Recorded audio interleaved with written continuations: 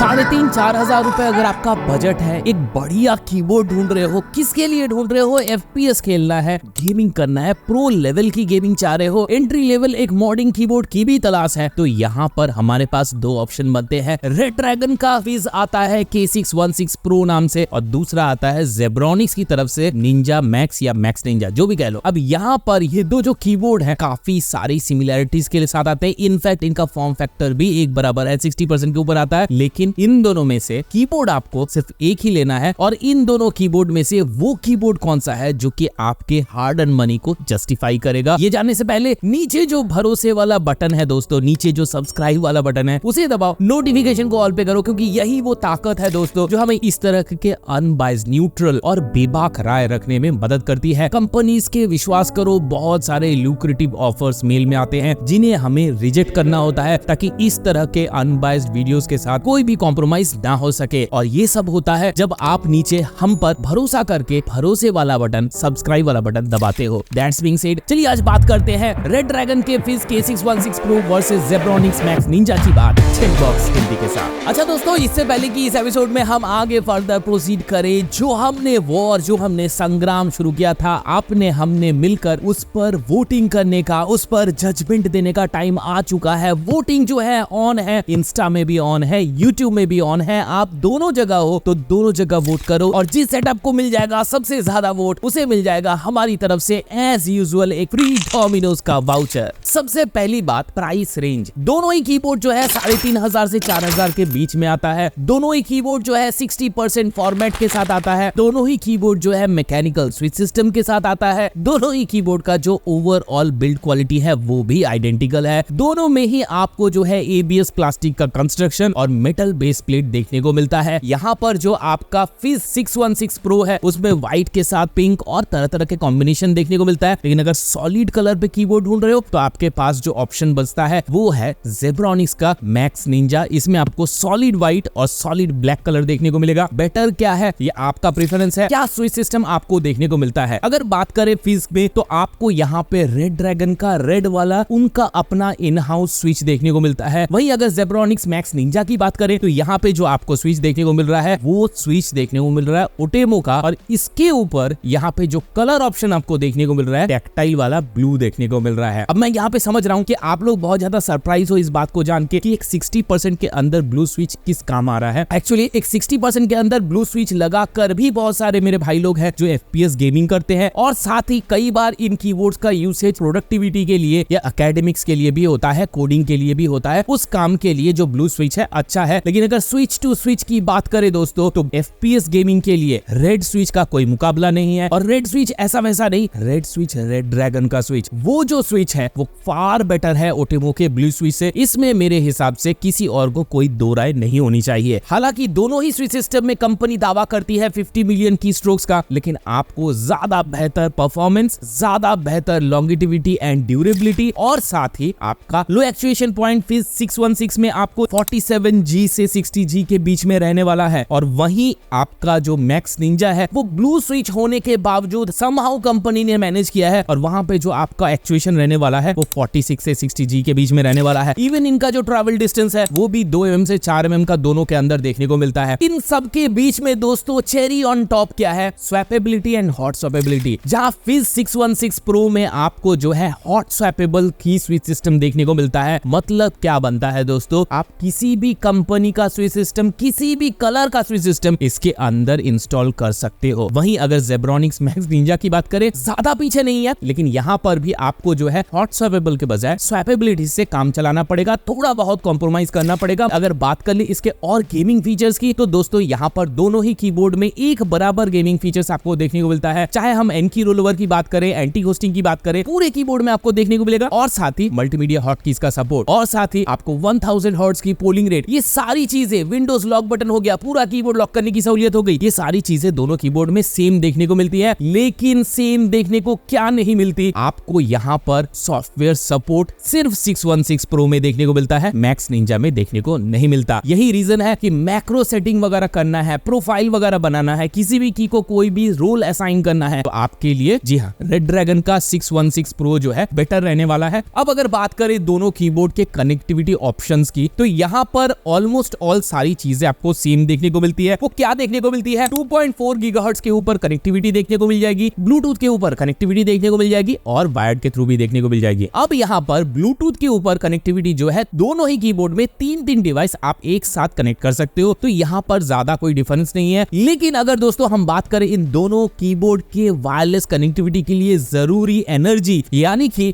इसके battery backup की, कितने एमएच की बैटरी बैकअप देखने को मिलती है, दोनों ही कीबोर्ड में आपको जो है 1000 mAh की बैटरी बैकअप देखने को मिल रही है, जो कि काफी लंबा चल जाता है। अब बात करेंगे कौन सी ऐसी चीज है जिससे बैटरी जल्दी खत्म होती है लेकिन खूबसूरत बड़ा लगता है, वो है इनकी रंगीनियां। अब रंगीनियां कैसी देखने को मिलेगी, देखो दोनों ही कीबोर्ड जो है पर की RGB के साथ इक्विप्ड है। और अगर लाइटिंग मोड की बात करें, 616 ऑब्वियसली थोड़ा सा यहाँ पर भी आगे बढ़ जाता है। 5 लाइटिंग मोड आपको यहाँ देखने को मिलेगा, मैक्स निंजा में 21 देखने को मिलता है, ज्यादा डिफरेंस नहीं है जैसे कि मैंने बताया। और कलर, विविडिटी, सैचुरेशन इन सब में तकरीबन बराबर ही है दोनों कीबोर्ड। लेकिन जो कस्टमाइजेबिलिटी ऑप्शन है वो आपका 616 प्रो में ज्यादा मिलता है, क्योंकि आपको वहां सॉफ्टवेयर सपोर्ट देखने को मिल रहा है। तो आपको ऑनबोर्ड तो मिलता ही है पर की RGB कस्टमाइजेशन, साथ ही सॉफ्टवेयर में भी करने को मिलेगा। वहीं अगर बात करें ZEB Max Ninja की, तो यहाँ पर जो लाइटिंग मोड का कस्टमाइजेशन है वो सिर्फ आप ऑनबोर्ड ही कर पाओगे। उसके लिए कुछ शॉर्टकट्स दिया गया है, डेडिकेटेड वीडियो जरूर देख लेना, लिंक आपको यहाँ पे देखने को मिल जाएगा, वीडियो के नीचे देखने को मिल जाएगा, जरूर देख लेना। सो दोस्तों, बड़ा कंफ्यूजन का आसान आंसर अब आपको मिल चुका होगा, मैं आशा करता हूं। अब आपको समझ में आ गया होगा 616 आपके लिए है या फिर Zebronics का Max Ninja। बात असल में ऐसी है दोस्तों कि कोई भी कीबोर्ड इस प्राइस सेगमेंट में जहां आ रहा है खराब नहीं है। असल में दो कीबोर्ड दो अलग अलग तरह के यूजर्स को केटर करता है। 616 Pro आपका गेमर्स के लिए बना है, Zebronics Max Ninja गेमिंग के साथ साथ दूसरे काम करने के लिए भी बना है। तो यहाँ पे जो है आपको इसी प्राइस रेंज 3,500-4 हजार के अंदर वैरायटी देखने को मिल रही है। जो फीस है वो इस वक्त 3,500 रुपए में आ रहा है, 3,490 टू बी प्रिसाइज। वहीं निंजा मैक्स जो कि थोड़े से कम फीचर्स के साथ आता है, थोड़े से महंगे प्राइस पे आ रहा है, 3,699, 3,700 रुपए टू बी प्रिसाइज। तो यहाँ पर जो प्राइस डिफरेंस है वो 200 रुपए का आपको देखने को मिल रहा है। और उस हिसाब से फीचर जो है Zebronics Max Ninja में 200 रुपए ज्यादा देने के बावजूद आपको कम मिल रहा है। क्यों लोगे? स्विच बेटर कहाँ, आपको रेड ड्रैगन का स्विच कहाँ मिल रहा है, रेड ड्रैगन के फीस 616 में। बेटर कनेक्टिविटी कहाँ, आपको 616 में। और साथ ही क्या, आपको सॉफ्टवेयर की कस्टमाइजेबिलिटी, ये सारी चीजें जो है 616 को एक वायरल कीबोर्ड बनाती है। अब मुझे आशा है कि आपको समझ में आ गया है कि आपके लिए कौन सा कीबोर्ड है। नीचे हर तरह का बाइंग लिंक, चाहे वो ऑफिशियल वेबसाइट का हो या फिर Amazon का हो, आपको नीचे देखने को मिल जाएगा। दोनों ही तरह के लिंक को क्लिक करके देख लेना कहाँ पे सस्ता मिल रहा है, और जहां से सस्ता मिल रहा है दोस्तों वहीं से परचेज करना। और खरीदने के बाद, अपने सेटअप में जमाने के बाद मुझे मेरे Instagram हैंडल @techboxindia ऑफिशियल पे अपने सेटअप का पिक जरूर भेजना। और मैं आपसे एक प्रॉमिस करता हूँ, जल्दी से जल्दी इन पिक्स को मैं उठाकर वोटिंग पे लगा दूंगा, और क्या पता अगली बार आप जीत जाओ एक फ्री डोमिनोज का वाउचर।